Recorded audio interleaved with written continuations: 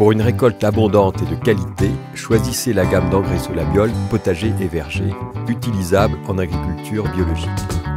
Composé de matières premières 100% d'origine naturelle, il libère progressivement et durablement tous les éléments nutritifs dont vos cultures ont besoin. Pour l'application, rien de plus simple. Épandez l'engrais au sol, griffez légèrement pour l'incorporer, puis arrosez. 2 à 3 apports dans la saison suffiront.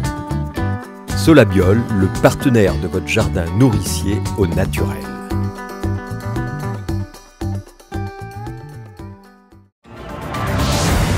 News Jardin TV vous présente Bienvenue au Jardin, une émission 100% nature, plantes, botanique, jardin et jardinage, animée par Patrick Newlan et Pierre-Alexandre Risser. Vous n'avez pas encore la main verte? Alors suivez les bons conseils de News Jardin TV avec nos paroles d'experts. Avez-vous envie de manger un peu de chou-fleur? C'est ce que je vous propose dans cette rubrique Paroles d'experts avec la culture du chou-fleur qui peut être semée en ce moment. Plusieurs d'entre vous nous avaient demandé d'en parler. C'est une plante que toi tu cultives pas parce qu'en ville c'est pas très intéressant. Non, j'utilise très peu de choux dans mon potager. En ville, c'est vraiment la salade à couper quasiment toute l'année, avec les herbes aromatiques et puis la tomate sous toutes ses formes. Pour les botanistes, c'est Brassica oleracea, variété botrytis. Botrytis qui signifie grappe de raisin. Analogie à la forme de ces fleurons de chou-fleur qui pourraient, quand on a un peu d'imagination, faire penser à une grappe de raisin. Et bien entendu, c'est M. Linné, en 1753, qui nous a donné le nom botanique de cette plante, famille des Brassicacées, comme pas mal de légumes, le navet, le chou évidemment, le radis qui font partie de ces Brassicacées. C'est une variété. On a dit Brassica oleracea, c'est le chou commun, donc c'est une variété de ce chou commun. On ne sait pas trop comment ça a été fait.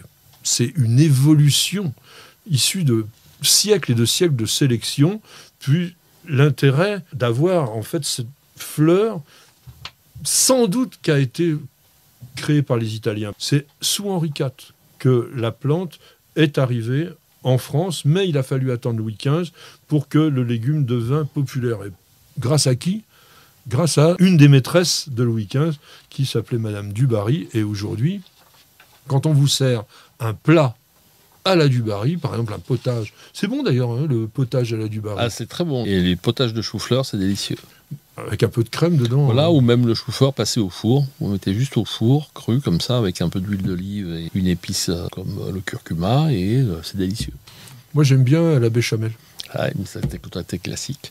Ce qu'il faut dire, le chou, c'est quand même une plante européenne, issue de notre continent. Il y a beaucoup de plantes qui viennent d'Asie et de Chine.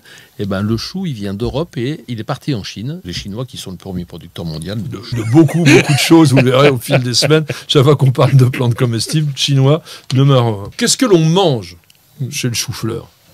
Eh bien, c'est le bouton floral. Alors attention, quand je dis bouton, c'est très important. Parce qu'il faut récolter le chou-fleur avant que la floraison s'épanouisse. C'est pas vilain d'ailleurs un chou-fleur qui fleurit, mais c'est complètement incomestible.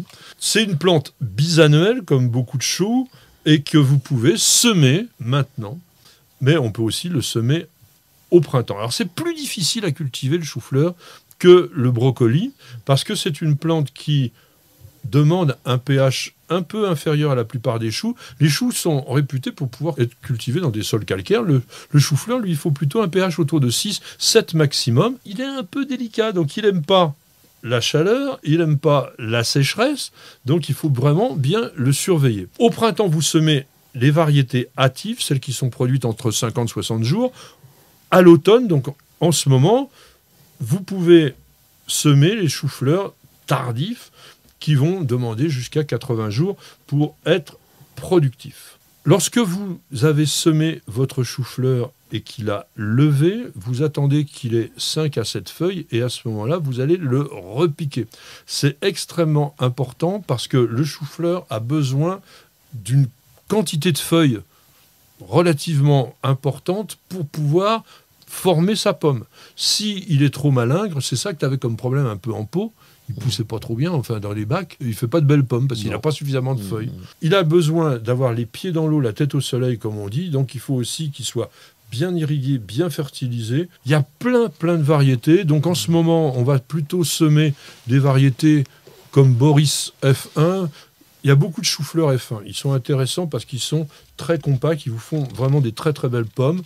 Et il faut donc des variétés qui vont être récoltées simplement au printemps prochain, ce que vous semez maintenant. Le défaut du chou-fleur, c'est que ça monte à graines rapidement. Donc si vous ne le semez pas dans les bonnes conditions, si vous n'arrosez pas régulièrement et surtout, donc, si la plante manque d'eau, eh bien, il va avoir tendance à monter en graines. Le sol doit être particulièrement riche en azote et en potasse, donc vous pouvez apporter du compost ou du fumier décomposé au moment de la plantation et puis mettre de la cendre de bois ou un engrais tomate, un engrais fraisier par exemple, pour favoriser le développement. C'est une plante sur le plan nutritif qui est vraiment très bonne pour les régimes puisque c'est 24 kilocalories pour 100 grammes. Donc mangez du chou-fleur avec pas trop de béchamel, comme ça vous serez en pleine forme. À la semaine prochaine et bienvenue au jardin.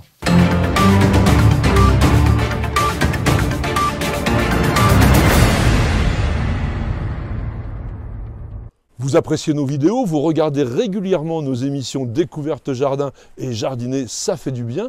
Alors n'hésitez surtout pas à vous abonner. Il suffit de cliquer sur la cloche et vous serez tenu au courant de toutes nos mises en ligne et ceci totalement gratuitement.